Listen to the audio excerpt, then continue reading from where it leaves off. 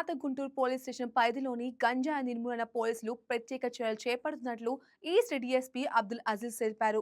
Guntur east sub డివిజన్లో గంజాయి మహమ్మారిని కూకటి వేలతో నిర్మూలించేందుకు పటిష్ట ప్రణాళికలు రూపొందించామని ఆయన పేర్కొన్నారు. పోలీస్ స్టేషన్ స్థాయిలో ప్రత్యేక బృందాలను ఏర్పాటు చేసి ఈగల్ టీం వారితో సమన్వయం చేసుకుంటూ గంజాయి విక్రయం, వినియోగం, సరఫరా చేసే వారిపై కఠిన చర్యలు తీసుకుంటామని తెలిపారు. ఇవి టాబ్లెట్స్ మెడికల్ షాప్లో కూడా దొరుకుతాయి.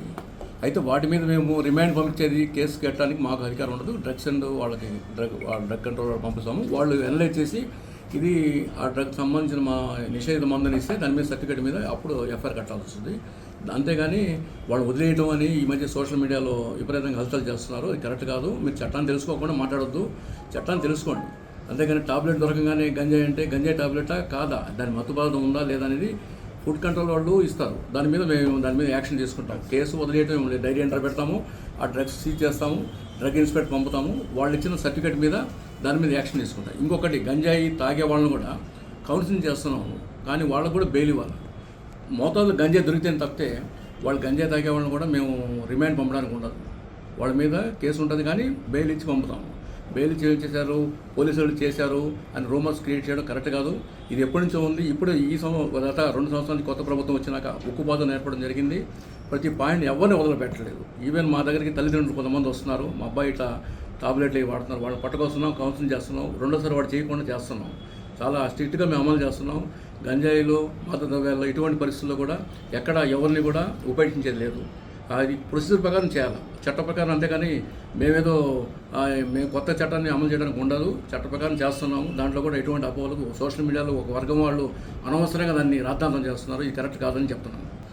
మా ఏరియాలో ఏదన్నా గంజాయి కానీ ట్యాబ్లెట్లు కానీ దొరికితే వాటి మీద సివియర్గా యాక్షన్ తీసుకోవాలని చెప్పి ఇన్స్ట్రక్షన్స్ ఉన్నాయి.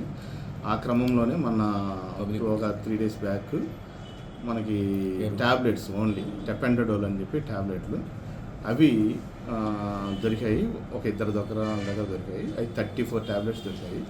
ఆ 34 ట్యాబ్లెట్లు వాడు ఆన్లైన్లో ఢిల్లీ నుంచి తెప్పించుకున్నాడు. వాళ్ళు కన్జ్యూమ్ చేస్తారు. వాళ్ళిద్దరు ఒకరొకరు షేర్ చేసుకునే క్రమంలో అవి మనకి పబ్లిక్ ఇన్ఫర్మేషన్ మీద పట్టుకొచ్చాము. అది డ్రగ్స్ అండ్ కాస్మెటిక్ యాక్ట్ ప్రకారము అది డ్రగ్ ఇన్స్పెక్టర్కి హ్యాండ్ ఓవర్ చేయాలి.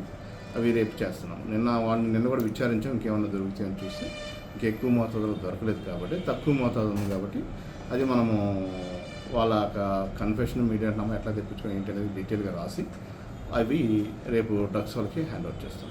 Please subscribe to YK TV Network. Please subscribe to YK TV. Please watch YK News. Subscribe to YK TV. Please subscribe to YK TV. Subscribe to YK TV. Please do subscribe to YK TV. And do subscribe to YK TV. Subscribe YK TV.